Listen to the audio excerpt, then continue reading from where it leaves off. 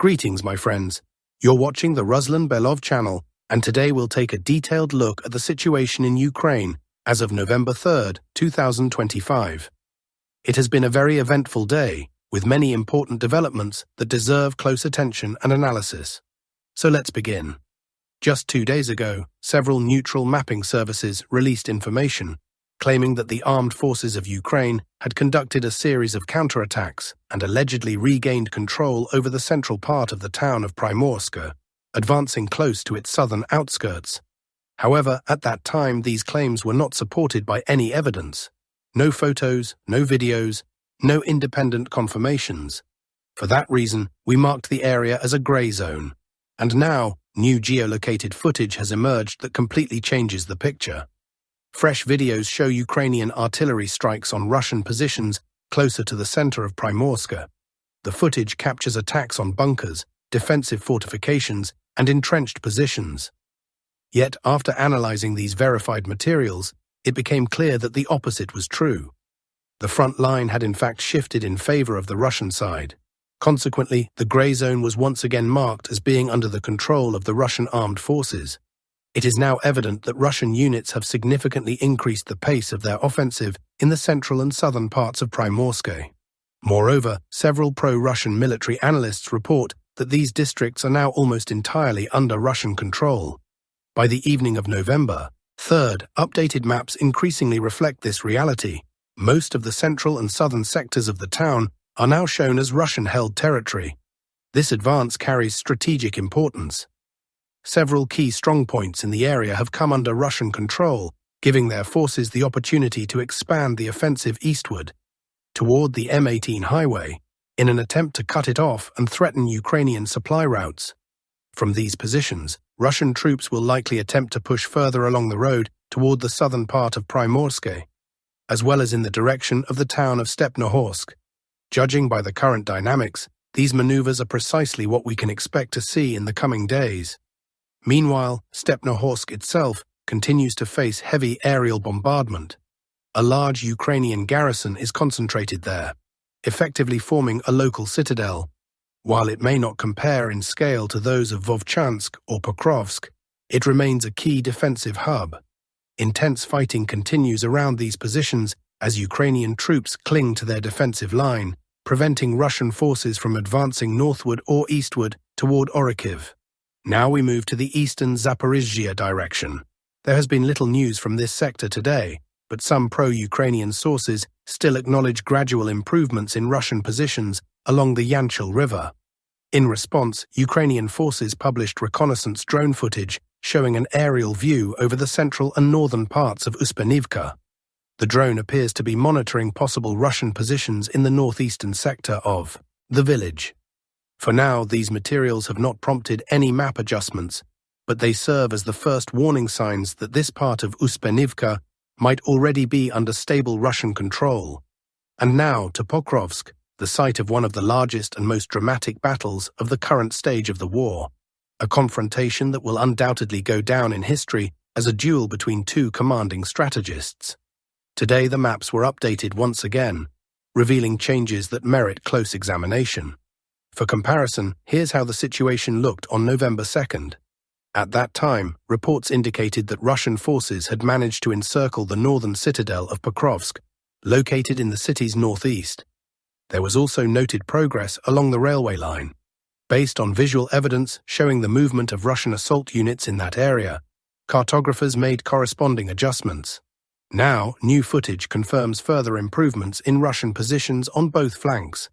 In the northwest, videos show Ukrainian drones conducting reconnaissance near Koshevoy Street and launching strikes on moving Russian sabotage groups. These clashes are taking place exactly where heavy fighting occurred over control of the outer districts. Comparing yesterday's and today's maps, it is clear that Russian forces have advanced almost to Olympiyska Street. However, full control has not yet been achieved. According to analysts, the northeastern citadel of Pokrovsk is now effectively encircled. Just yesterday, it remained in Ukrainian hands, but today the ring has tightened from both the north and the south. Additional reports confirm the movement of Russian assault units toward the railway bridge, approaching the intersection with the N32 highway, and further toward Road 0515. The footage even shows several structures beyond the city limits, including a gas station. Further evidence that the last Ukrainian stronghold in Pokrovsk is now surrounded. Most likely, heavy fighting will continue here for another 2 or 3 days, but the outcome already seems predetermined. Ukrainian troops have nowhere left to retreat. Their only remaining direction, northwest, is no longer a retreat, but rather an attempted breakout through a dense encirclement, which appears nearly impossible. Even if a small window of opportunity opens near Rodinska in the next day or two, not all Ukrainian units will be able to take advantage of it.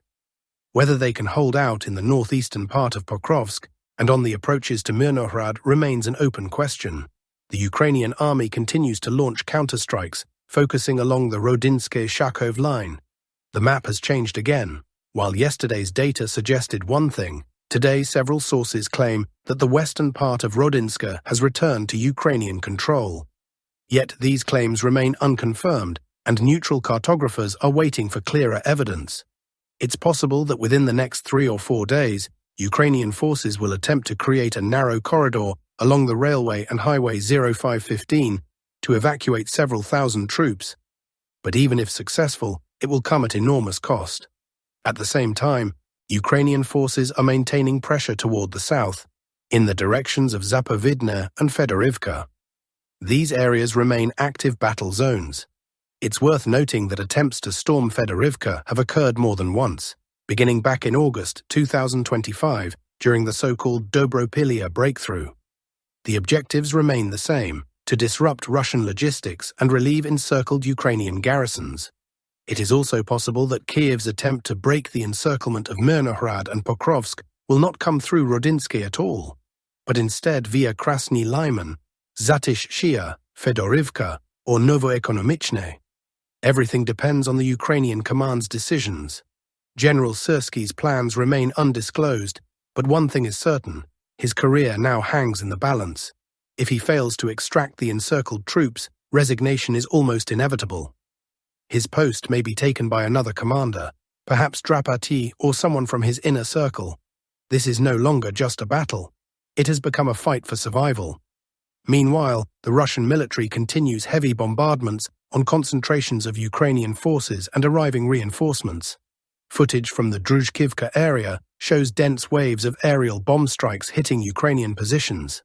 Such is the overall situation on November 3, 2025. A day that may well mark a decisive shift in this phase of the conflict. To sum up, it is becoming clear that the Battle of Pokrovsk has entered its final phase.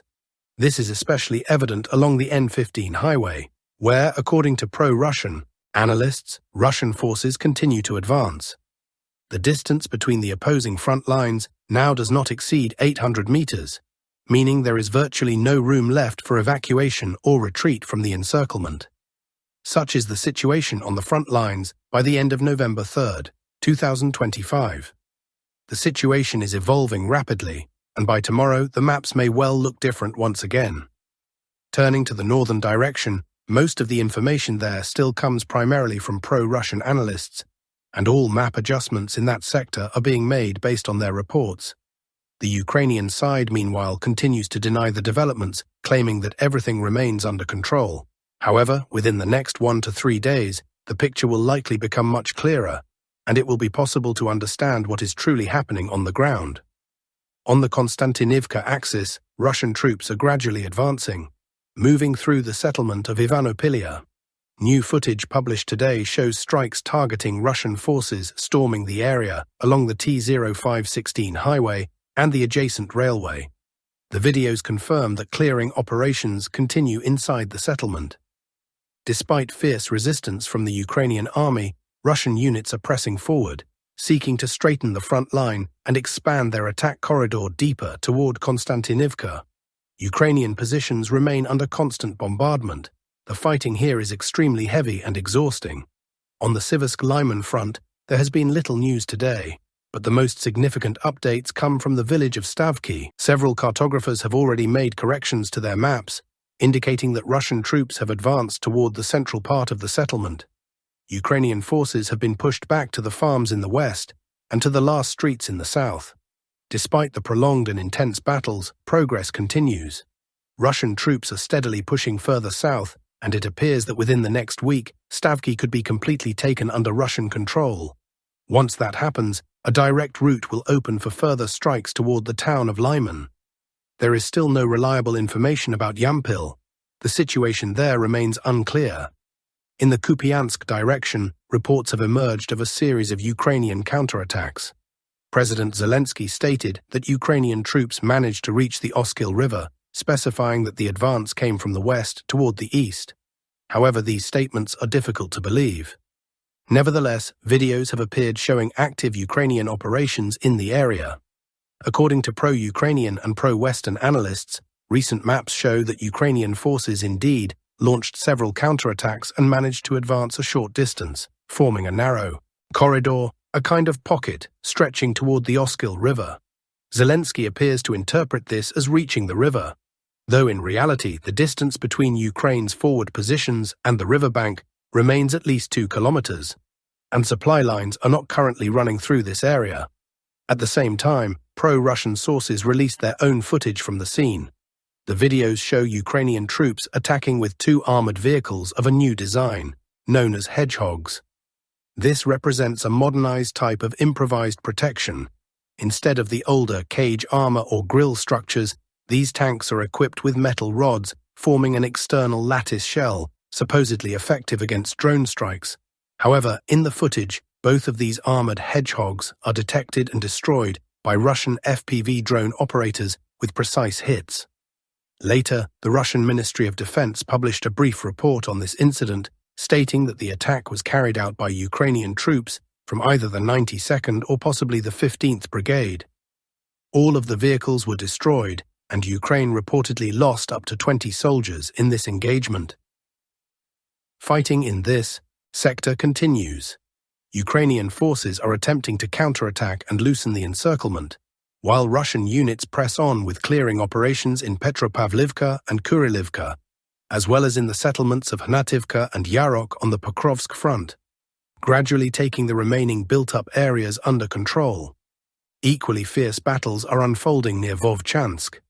Numerous new geolocated videos confirm that Russian forces have established control over the southern citadel of the city.